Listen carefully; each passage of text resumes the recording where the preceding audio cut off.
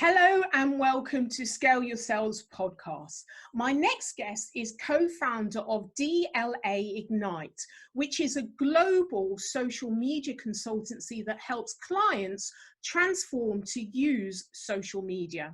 Now, a client of theirs said that a social organization sees social as a platform for closing the distance between clients, prospects, remote employees, and potential recruits. Now, this is the best description of what DLA Ignite do. So welcome to Scale Your Sales podcast, Adam Gray. Hi, it's lovely to be here. Socially, for the last couple of years, we've been evolving around one another, but we've never met, and Indeed. We'll have to put that to right. Yes, but not at the moment, obviously. Exactly. Now, I've got to ask you about, given that we're in quite unique times, what would be your advice to sellers who have to ride out this pandemic? What would you say they should really focus on? I think that the biggest challenge that people face is one of wasting time. So I remember the first business I ever started, one of the investors in the business said, the thing that kills business is not money or lack of thereof, it's time. You just simply run out of time to get it off the ground. And I think that we're currently in a bit of a hiatus, a lot of businesses, where we're not quite sure what we should be doing or what we can be doing. And all of those things that, and we're all guilty of this, all of those things that we've put to the back of the list, things that are difficult for us to do.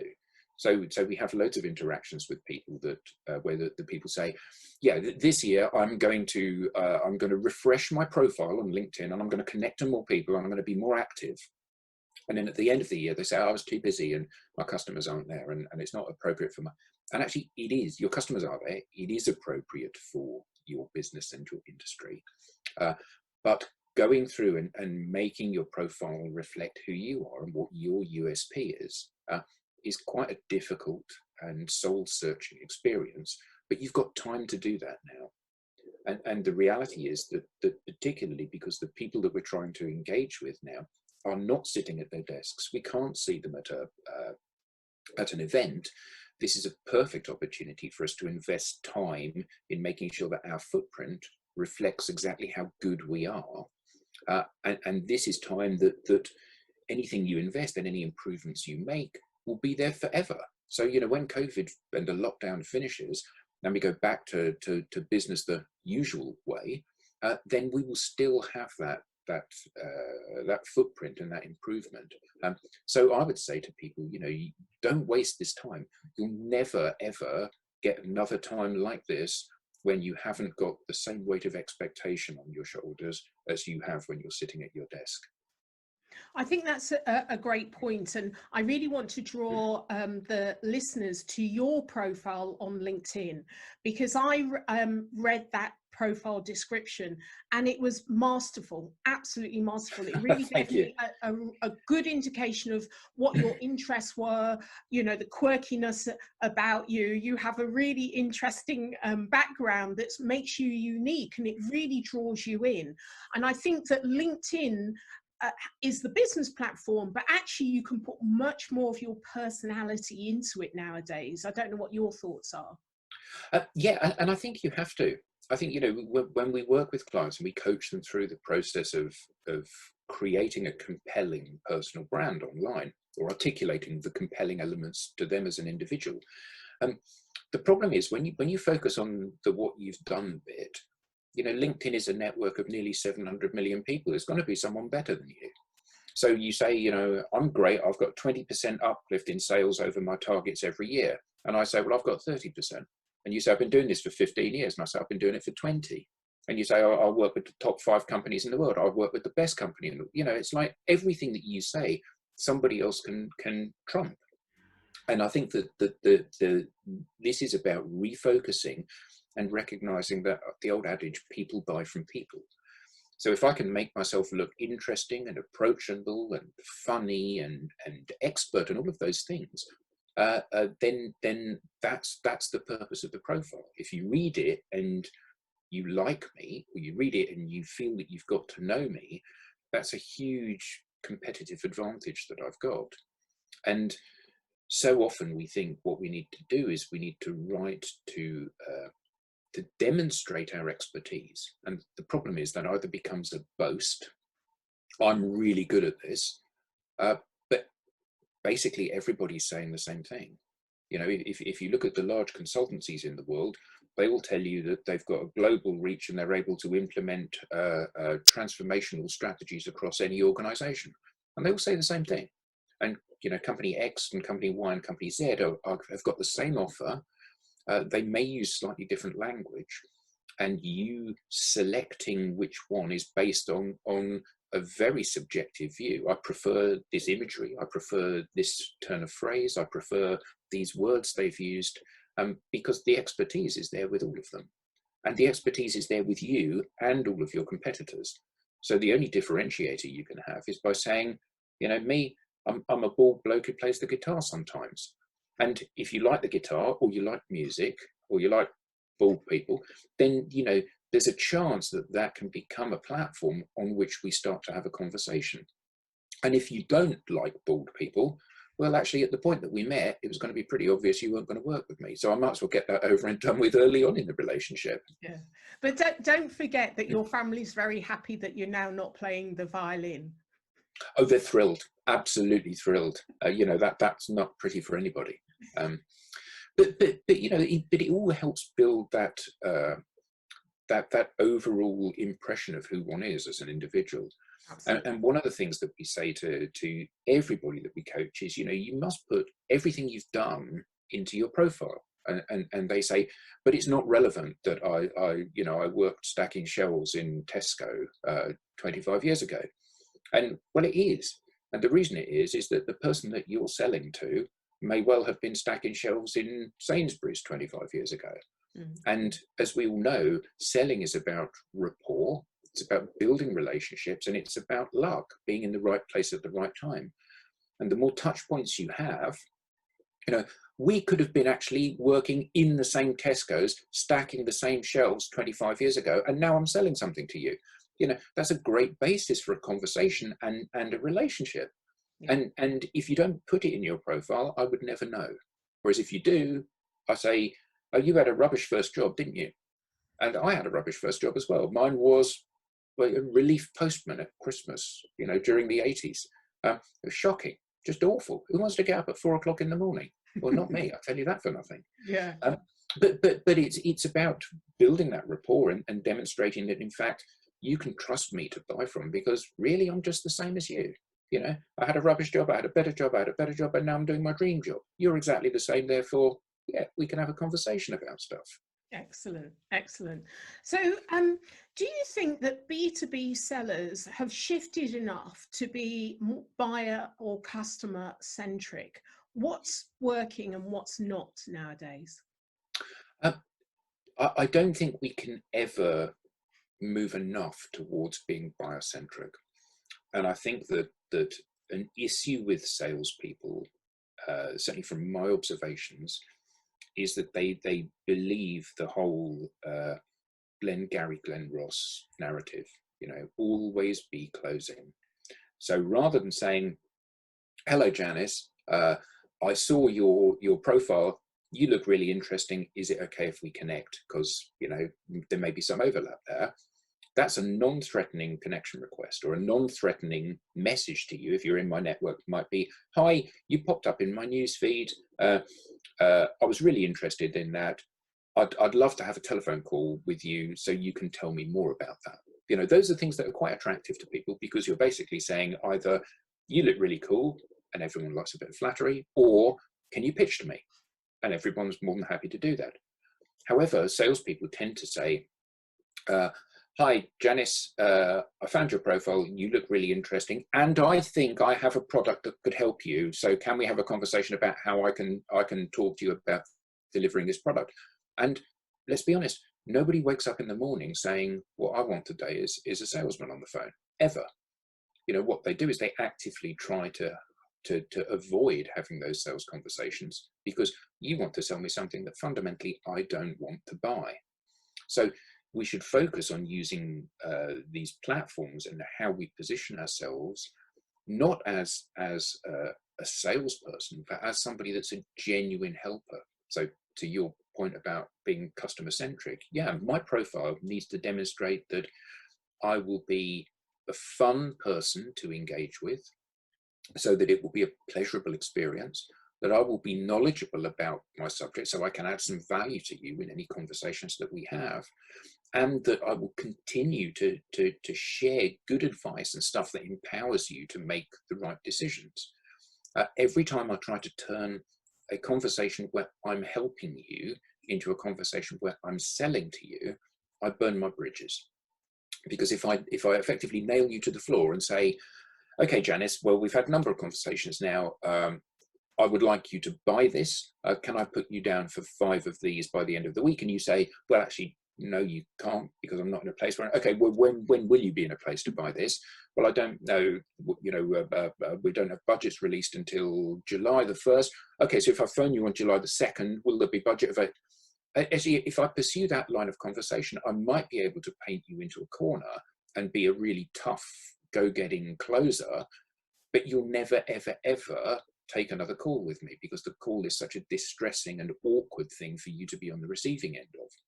Whereas if I recognize that if I grow a bigger and bigger network and I share better and better content into that network, so my network is always looking to consume the stuff that I'm sharing, I'm maximizing the chance of being in the right place at the right time.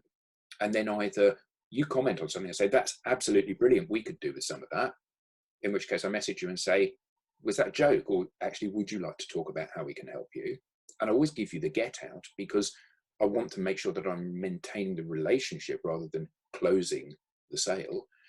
Or I message you and say, you know, I'd like to get you on a call to understand what it is that you do.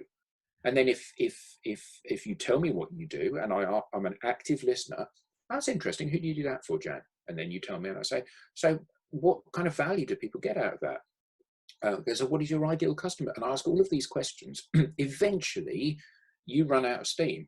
And then you say, I've told you loads about me, tell me about you. And then I get the opportunity to not sell to you, but to position my offering. And you'll either say, that's absolutely fantastic, we need some of that, can you come in and talk to us? Or you'll say, that's absolutely fantastic, I'm not the right person, you need to speak to Dave. Or you'll say, that's not of interest to us. And it doesn't matter any of those, because if it's not of interest to you, you are never going to buy it. But what I have done, I've hopefully given you a simple enough explanation of the value that my product or service brings, that you can then go and tell other people about it when appropriate. And what we're always looking to do is to have a conversation with you which enables you to buy, or to equip you with the tools and the knowledge in order that you can go out and you can advocate and be a brand ambassador for our product and service in the marketplace.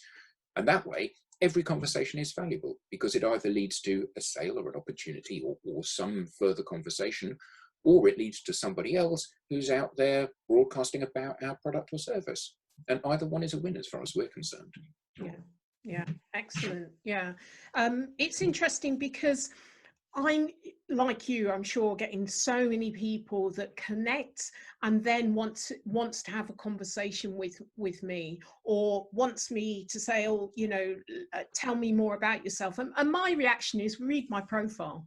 You know, why should I spend extra time telling you, you know, about me? Surely you should do the research about me. I'm posting enough blogs and articles and, you know, what I'm doing for you to be able to pick up on where there might be some mutual benefit, rather than me actually spending time on the phone with you. So I think sometimes people are, you know, they're too quick to want to pick up the phone and not do enough research to actually find that common area.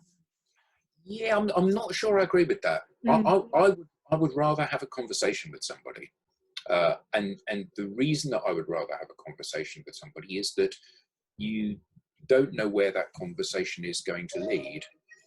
And I think that it's kind of valuable that we're in a position where we can bounce off each other to move to a point of mutual agreement.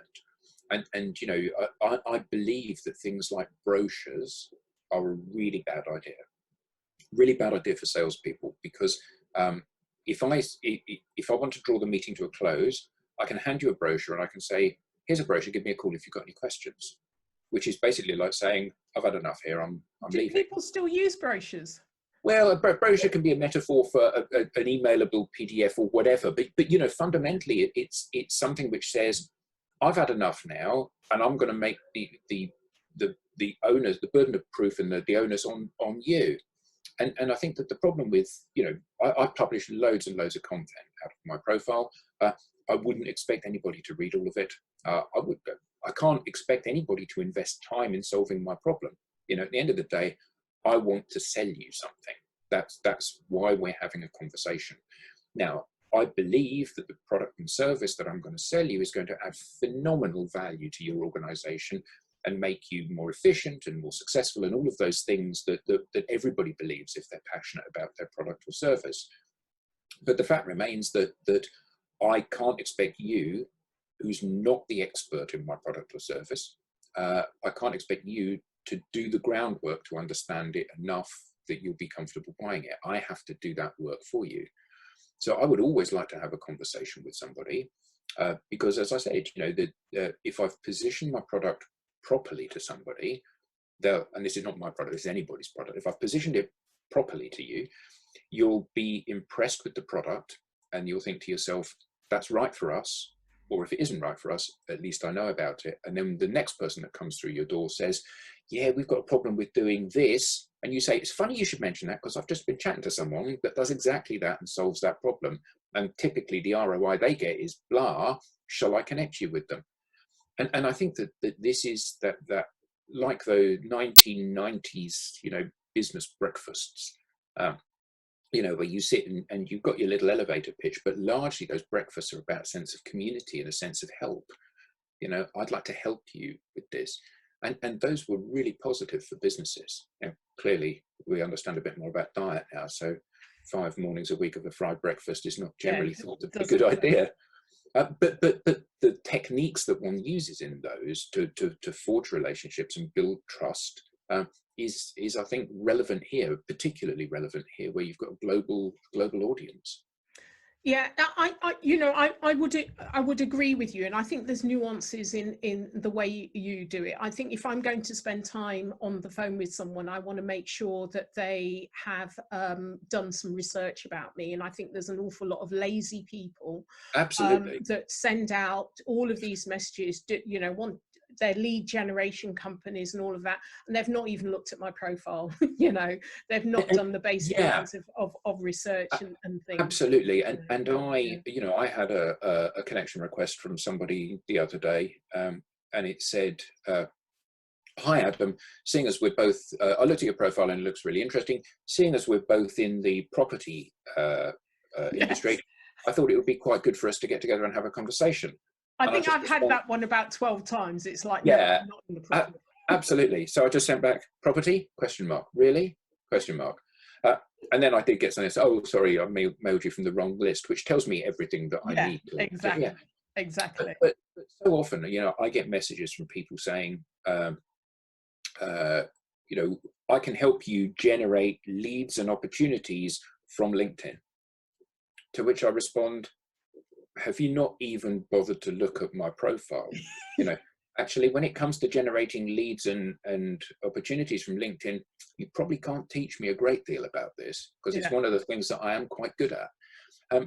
But a lot of that, sometimes people get a kind of, I'll just ignore them, and sometimes I do kind of, if I've got a little bit of time on my hands, I'm having a bad day. Sometimes I will send them a response that they won't enjoy very much. Yeah, exactly.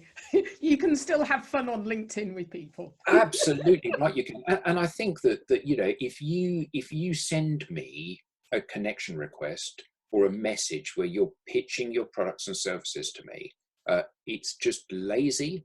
Often you haven't done any research into me.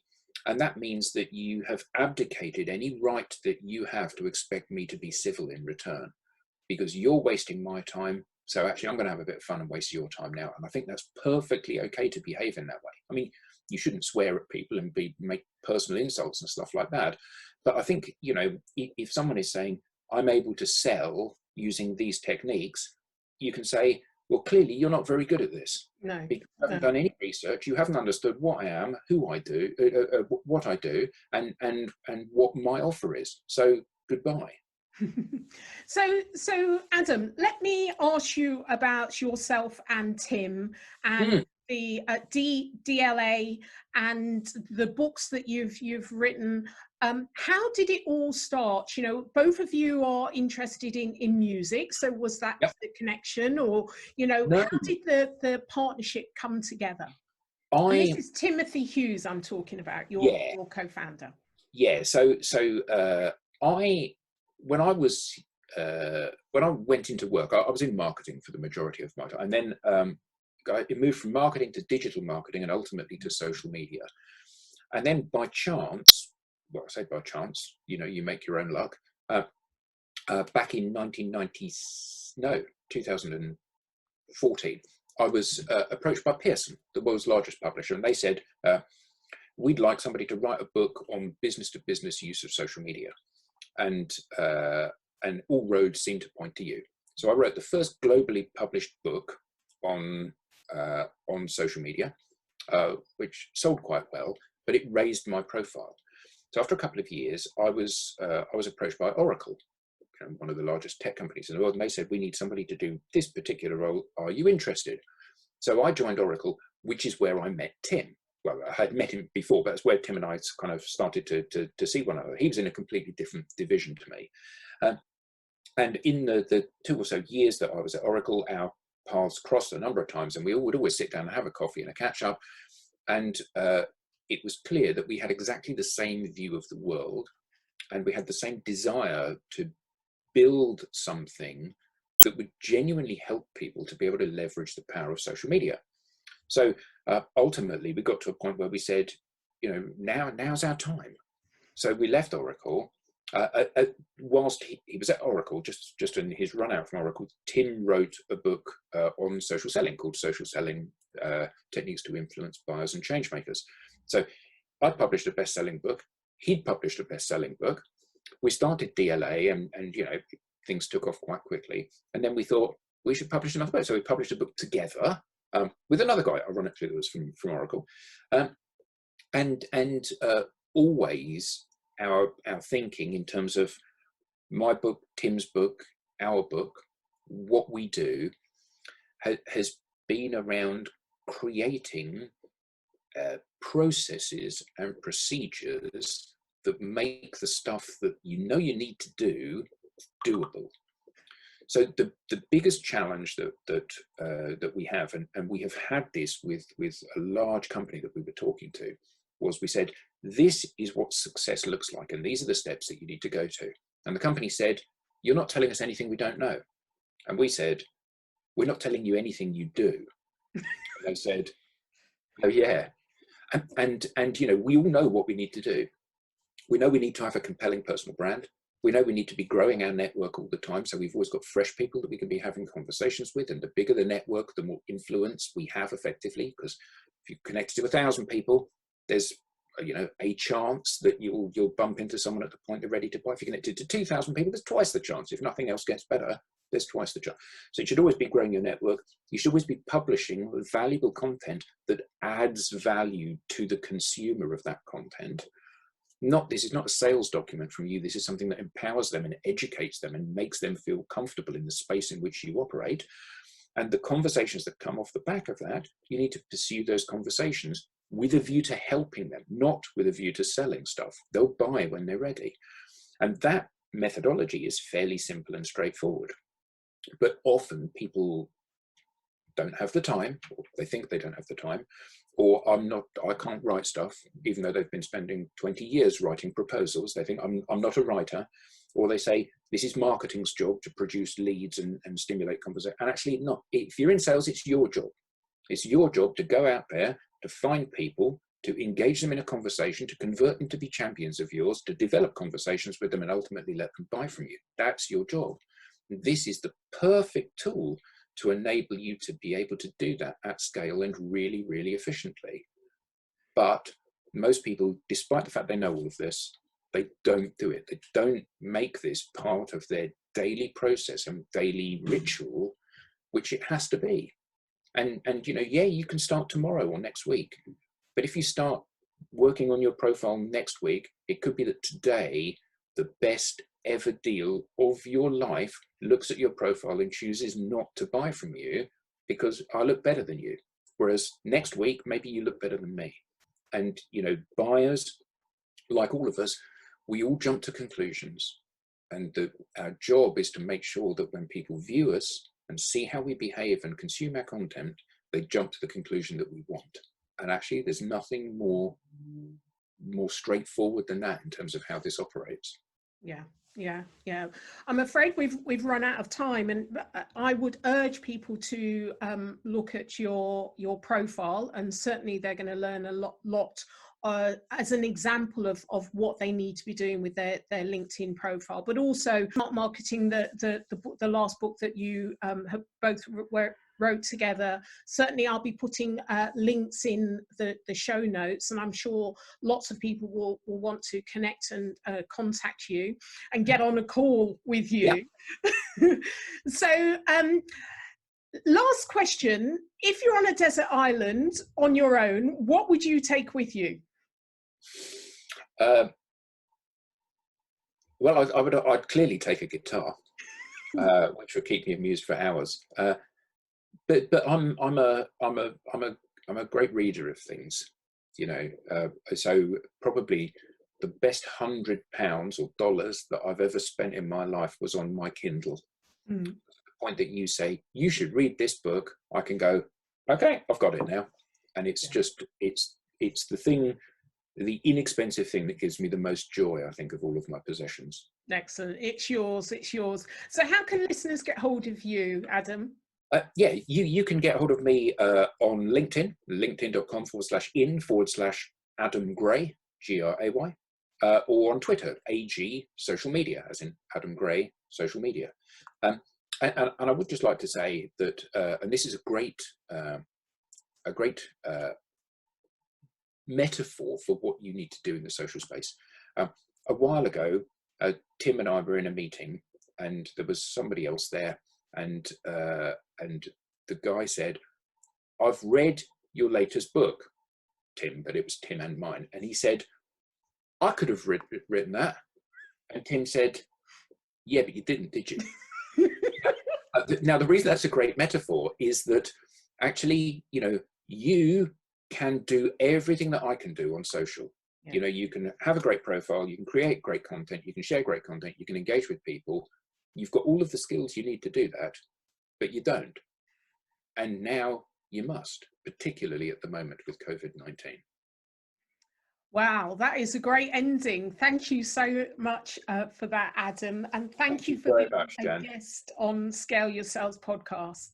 A great pleasure. Thank you very much indeed for having me. And I look forward to speaking to you again soon. Thank you.